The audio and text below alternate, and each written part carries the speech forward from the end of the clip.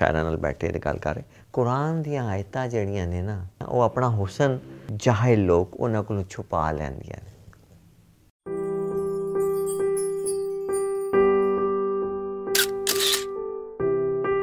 तुसीं मैनूं कित्थे लै गए हो? मैनूं बड़ी अजीब वादियां च लै गए हो और मैं केह्ड़ी वादी ते केह्ड़ी घाटी दा मैं तुहानूं दस्सां कि मैं कित्थे कित्थे जाके पानी पीता ते किन्हां दे कदमां च बैठा वां। यकीन मन्नो मैं रब ने मेरे ते बड़ा करम कीता है। यकीन मन्नो कि मैं जिस दे बारे च सोचेआ मैनूं रब उत्थे तक लै गया। चाहे कोई खूबसूरत चेहरा है, चाहे वो बड़ा राइटर रहा होया। मैं डॉक्टर अब्दुल कदीर खान तो लैके इमरान खान तक सब नूं मिलिया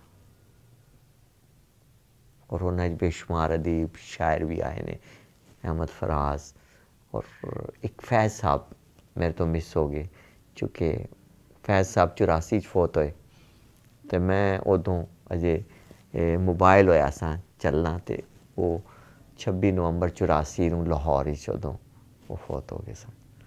तो वो मैनूं एक रहा कि मैं उन्होंने फेस टू फेस नहीं मिल सकिया। मुनीर नियाज़ी साहब नूं मिलिया, बड़े दरवेश बंदे सन और बड़े कमाल दे बंदे सन। एक दिन एक जगह बैठे सन ते और भी लोग सन, अपना अनवर मसूद साहब सन पिंडिया गुजरात दे बेसिकली कुंजा दे अनवर मसूद साहब जेह्ड़े मज़ाहिया शायर ने वो भी सन ते असी भी सां बैठे गिरे दूर करके। ते मुनीर नियाज़ी साहब ने गल कीती कि कुरान दियां आयतां जिहड़ियां ने अनवर उत्थे बैठे उन्हां नाल शायरां नाल बैठे ते गल कर रहे, असी पिछे सां। कुरान दियां आयतां जिहड़ियां ने ना वो उन्हां दा हुसन जिहड़ा है ना वो अपना हुसन जिहड़े ने ना लोग जाहिल लोग उन्हां कोलों छुपा लैंदियां ने। हुस्न दा लफ्ज़ इस्तेमाल कीता। मैं हैरान रह गया कि की लाइन बोल गए ने और वो अपने मूड ही होंदे सन। एक उन्हां दा एक खास वो रहिंदे सन और आखिरी मैं तुहानूं मैनूं हुण सादकैन याद करा दित्ते जे। मैं उन्हां नाल मिलिया इस्लामाबाद और कमाल दा बंदा सी। कुरान दी आयतां लिखदे सन।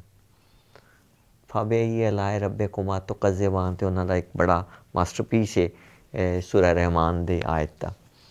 और उन्हां दा हत्थ इंज हो गया सी अल्लाह बन गया सी कर करके ना कम्म इंज दसदे सन तो हत्थ अल्लाह सी दिक्खेआ आंदा सी।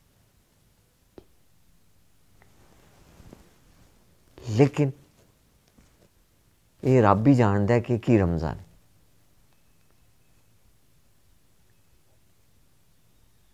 असी फिर शफाक साहब कोल भी बैठे ते फिर बाबे लब्भे असी भी ते फिर आखिर ते ही पता चलिया बाबा अपने अंदर है, बाहर कोई बाबा नहीं जे।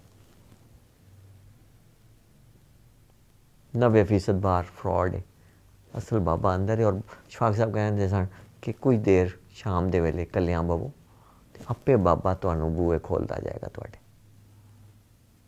और असी हुण दुआ ही करने कि अल्लाह पाक सानूं जिहड़ी जिंदगी रह गई है कि कोई शायद साडा भी कोई छोटा मोटा जिहा कोई हो जाए, गुजारा कर लीए। एक ख्वाहिश है अपने अंदर दे बाबे नूं राज़ी कर लीए ताकि उत्ते आला बाबा राज़ी हो जाए।